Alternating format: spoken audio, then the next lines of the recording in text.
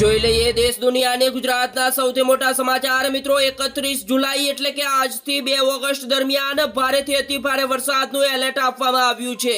જ્યારે મિત્રો અમદાવાદ, વડોદરા, નવસારી, ખેડા, ડાંગ, નર્મદા, આણંદ બાદ હવે મિત્રો છોટાઉદેપુરમાં પણ શુક્રવારે ભારે વરસાદના એલર્ટના પગલે શાળા કોલેજોમાં રજા જાહેર કરવામાં આવી છે। જ્યારે આંગણવાડીઓથી લઈને કોલેજ સુધીનું શૈક્ષણિક કાર્ય બંધ રહેશે। અમદાવાદમાં પણ મિત્રો હવામાન વિભાગે આગામી 3 દિવસ માટે રેડ એલર્ટ સાથે ભારેથી અતિ ભારે વરસાદની મોટી આગાહી કરી છે। જ્યારે મિત્રો એએમસીએ 31 જુલાઈ એટલે કે આજથી અને 1 ઓગસ્ટના રોજ તમામ અધિકારીઓ કર્મચારીઓની રજા રદ કરવામાં આવી છે। જ્યારે મિત્રો શુક્રવારે એટલે કે આજે શાળાઓ કોલેજોમાં રજા જાહેર કરવામાં આવી છે। જ્યારે નાગરિકોને બિનજરૂરી બહાર ન નીકળવા અને મિત્રો વર્ક ફ્રોમ હોમ અપનાવવા અપીલ કરવામાં પણ આવી છે। જ્યારે મિત્રો તંત્રએ 24 કલાક હાઈ એલર્ટ ઉપર રહે છે। આ બાજુ મિત્રો ગાંધીનગર જિલ્લા કલેક્ટરની નાગરિકોને સાવચેત રહેવા અપીલ કરવામાં આવી। જ્યારે બંગાળની ખાડીમાં સિસ્ટમ સક્રિય થતા ભારેથી અતિ ભારે વરસાદની આશંકા છે। જ્યારે મિત્રો એનડીઆરએફ, એસડીઆરએફ ટીમો સ્ટેન્ડ બાય છે।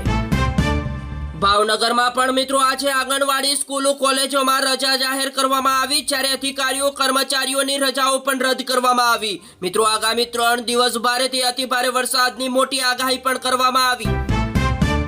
આ બાજુ મિત્રો સુરત જિલ્લામાં પણ ભારે વરસાદની મોટી આગાહી વચ્ચે તંત્ર સજ્જ જોવા મળ્યું। જ્યારે એસપી રાજેશ ગઢિયાએ વિશેષ વિડીયો સંદેશ દ્વારા નાગરિકોને સાવચેત રહેવા પણ અપીલ કરી।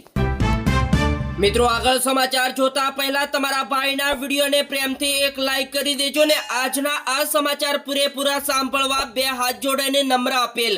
કારણ કે મિત્રો પંચમહાલ જિલ્લામાં હવામાન વિભાગે આગામી દિવસોમાં ભારેથી અતિ ભારે વરસાદની મોટી આગાહી કરી છે। જ્યારે મિત્રો 30 જુલાઈની રાતથી 1 ઓગસ્ટ સવાર સુધી ઓરેન્જ એલર્ટ જાહેર કરવામાં આવ્યું છે અને તંત્ર સ્ટેન્ડ બાય મોડ ઉપર છે અને એનડીઆરએફ, એસડીઆરએફ ટીમની ટીમો તૈનાત કરવામાં આવી છે અને પાવાગઢમાં જરૂર પડે પગથિયા બંધ કરવામાં આવશે। જ્યારે કલેક્ટરે નાગરિકોને બિનજરૂરી બહાર ન નીકળવા પણ અપીલ કરવામાં આવી। મિત્રો આ સમાચાર ગુજરાતના તમામ લોકો ધ્યાનથી સાંભળી લેજો। કારણ કે આવકવેરા વિભાગ દ્વારા આઈટીઆર ભરવાની છેલ્લી તારીખ 31 જુલાઈ 2026 નક્કી કરવામાં આવી છે અને હવે માત્ર આજનો દિવસ બાકી છે તો સમય મર્યાદા લંબાવવાની શક્યતા નહીવત હોવાથી કરદાતાઓને વહેલી તકે મિત્રો રિટર્ન ભરવા અપીલ કરવામાં આવી છે અને 5 લાખ વધુ આવકવાળાઓને 5,000 અને ઓછી આવકવાળાઓને 1,000 રૂપિયા દંડ થશે અને મિત્રો વિલંબથી વ્યાજ અને જેલની સજા પણ થઈ શકે છે। ત્યારબાદ મિત્રો ગાંધીનગરમાં આજે તમામ શાળાઓ અને કોલેજો અને આંગણવાડીઓમાં રજા રહેશે। જ્યારે મેઘરાજાની ભારે બેટિંગની શક્યતાના પગલે તંત્ર એલર્ટ મોડમાં અને નાગરિકોને કામ વિના બહાર ન નીકળવા પણ અપીલ કરવામાં આવી। વડોદરા માથે પણ ભારે વરસાદનું મોટું સંકટ। જ્યારે શહેરમાં મોડી રાતથી 45 થી 55 કિલોમીટરના ઝડપે પવન સાથે ભારે વરસાદની મોટી શક્યતા રહેલી છે અને મિત્રો આજે તમામ શૈક્ષણિક સંસ્થાઓમાં રજા જાહેર કરવામાં આવી। ત્યારબાદ મિત્રો ગુજરાત સરકારે મહેસૂલ વિભાગના વર્ગ 3ના કર્મચારીઓની જિલ્લા પૂરતી આંતરિક બદલીની સત્તા હવે મિત્રો સંબંધિત જિલ્લા કલેક્ટરને સોંપી। જ્યારે અરજદારોના કામો ઝડપી બને તે હેતુથી મિત્રો આ નિર્ણય લેવામાં આવ્યો છે અને કલેક્ટર હવે સબ રજિસ્ટ્રાર, સર્વેયર અને કારકુન જેવા કર્મચારીઓની તાકીદના સંજોગોમાં બદલી કરી શકશે। મિત્રો આ સમાચાર ગુજરાતના તમામ લોકો ધ્યાનથી સાંભળી લેજો। કારણ કે હવામાન વિભાગની આગાહી મુજબ ગુજરાતમાં 31 જુલાઈ એટલે કે આજથી 2 ઓગસ્ટ દરમિયાન ભારેથી અતિ ભારે વરસાદની સંભાવના છે। જ્યારે સુરત, અમદાવાદ, વડોદરા સહિત 13 જિલ્લાઓમાં હાઈ એલર્ટ આપવામાં આવ્યું અને વહીવટી તંત્ર સજ્જ કરાયું છે। અધિકારીઓની રજાઓ પણ રદ કરવામાં આવી। જ્યારે મિત્રો એનડીઆરએફ, એસડીઆરએફ ટીમો તૈનાત કરવામાં આવી અને મિત્રો આર્મી, નેવી અને એરફોર્સને સ્ટેન્ડ બાય રાખવામાં આવી છે। જ્યારે મિત્રો લોકોને જરૂર વગર બહાર ન નીકળવા પણ અપીલ કરવામાં આવી। બીજા મોટા સમાચારની વાત કરવામાં આવે તો અમદાવાદમાં દરરોજ એક વ્યક્તિનું રોડ અકસ્માતમાં મૃત્યુ થાય છે। જ્યારે દિવસમાં 12,000 જેટલા ટ્રાફિક મેમો અને 2,000 ટીઆરબી જવાનની ભરતી કરવામાં આવશે અને મિત્રો એએમસીની નવી ટ્રાફિક રોડ સેફટી પોલિસી એચસીમાં રજૂઆત। ત્યારબાદ મિત્રો વળતરની ગણતરી સ્પષ્ટ નહીં થાય ત્યાં સુધી એમઆરસીમાં નહીં જોડાઈએ। જ્યારે ભરૂચ જિલ્લામાં જેટકો ટ્રાન્સમિશન લાઇન વળતર મુદ્દે ખેડૂતોનો સરકારના નવા ઠરાવનો વિરોધ। આ બાજુ મિત્રો દાહોદમાં ભારે વરસાદની આગાહીના પગલે તંત્રનો મોટો નિર્ણય, જ્યારે મિત્રો આજે શાળાઓ કોલેજોમાં 2 દિવસ રજા જાહેર કરવામાં આવી અને આંગણવાડીઓથી લઈને કોલેજો બંધ રહેશે. ત્યારબાદ મિત્રો ફરિયાદીને ધમકી આપનાર કોન્સ્ટેબલ સામે પગલાં ન લેવાતા હાઈકોર્ટની ટકોર, જ્યારે પોલીસ જ આવું કરશે તો લોકો ન્યાય માટે કોની પાસે જશે, જ્યારે મિત્રો તાત્કાલિક કાર્યવાહી કરવા રાજકોટ સીપીને પણ આદેશ. અમદાવાદ ઇન્ટરનેશનલ એરપોર્ટ ઉપરથી 35 લાખ રૂપિયાનું સોનું જપ્ત કરવામાં આવ્યું, જ્યારે દુબઈથી આવતી મહિલા પાસેથી 24 કેરેટ 240 ગ્રામ સોનાના ઘરેણા મળી આવ્યા, જ્યારે મિત્રો જુલાઈમાં 1.50 કરોડથી વધુના સોનાની દાણચોરી આવી સામે. હવેથી મિત્રો વરસાદમાં નુકસાન થતા નાગરિકોને સહાય, જ્યારે એએમસી દ્વારા નુકસાનીના અંગે સર્વે કરી ટેક્સમાં રાહત આપવામાં આવશે, જ્યારે કોર્પોરેશનના પ્લોટ ભાડે લેવા મોંઘા પણ થશે અને મિત્રો ભાડા પોલિસી મંજૂર કરવામાં આવી. મિત્રો મહીસાગર જિલ્લામાં પણ ભારે વરસાદની મોટી આગાહીના પગલે 31 જુલાઈના તમામ શાળાઓ અને પીટીસી કોલેજોમાં રજા જાહેર કરવામાં આવી. બીજા મોટા સમાચારની વાત કરવામાં આવે તો થાળી વાટકા વગાડીને ઉગ્ર વિરોધ, જ્યારે રાજકોટમાં કોઠિયારામાં રોડ રસ્તાના મુદ્દે મહિલાઓ રસ્તા ઉપર ઉતરી, જ્યારે 15 વર્ષથી 3000 કરતા વધુ લોકો હાલાકી ભોગવતા હોવાનો પણ આરોપ.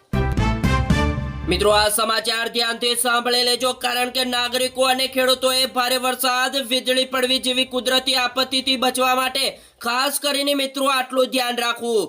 જ્યારે ચોમાસામાં આકાશી વીજળીથી બચવા માટે ગુજરાત સ્ટેટ ડિઝાસ્ટર મેનેજમેન્ટ દ્વારા સલાહ આપવામાં આવી છે કે વીજળીની પૂર્વ ચેતવણી માટે દામીની એપ ડાઉનલોડ કરો. ખાસ કરીને ઘરમાં ટીવી, ફ્રીજ જેવા ઉપકરણોનો પ્લગ કાઢી નાખો અને બારી દરવાજાથી દૂર રહો.